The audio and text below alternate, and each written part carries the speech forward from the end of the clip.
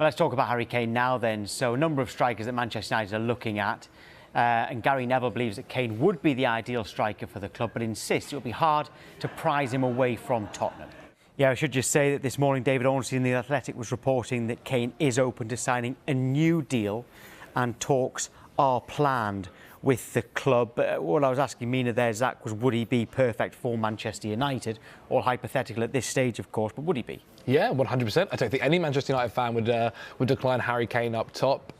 Really, when you look at that Manchester United side, that's the position, I think, where people are saying what could be, like what's the future for it. Their course seems like a bit of a stopgap at the moment. I think that'll be fine for the end of this season, but then it very much is what's next. If you look at the way they have been doing their signings, they've similarly been looking kind of like Arsenal have done, young guys who could have huge futures. Osman was mentioned. He's someone that's ripping it up over in Serie A for Napoli at the moment.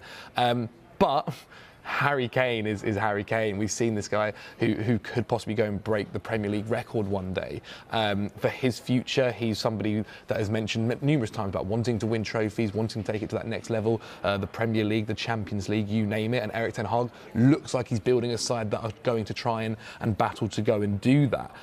You then look at what he would bring to the side, and not just his goal-scoring ability, because he's maybe the best in the world at doing that, but also his ability on the ball. We see him drop deep and to collect it. And the idea that he'll be doing that for Marcus Rashford, which we've seen happen for the England team, could be really, really electric and exciting if he was to do that for Manchester United as well. So maybe he'd be perfect for Manchester United, but is Manchester United perfect for Harry Kane? It's a tricky one because I don't know where else he could go at this point. I don't see Chelsea. I don't see him moving to Chelsea. Certainly not going to Arsenal. Is maybe Bayern Munich an option? Since Lewandowski's left, they haven't really. Dan's not happy with that choice. You want to stay in the Premier League, don't you? But I think he will stay in the Premier League. I think Harry Kane's preference is to stay in the Premier League so they can go and break the Alan Shearer record. But then the problem for Harry Kane is, if he goes to United, he's 30 years old, and do United want a player who's 30, pushing 31 by the end of next season? I'm not too sure, because their transfer policy has suggested otherwise.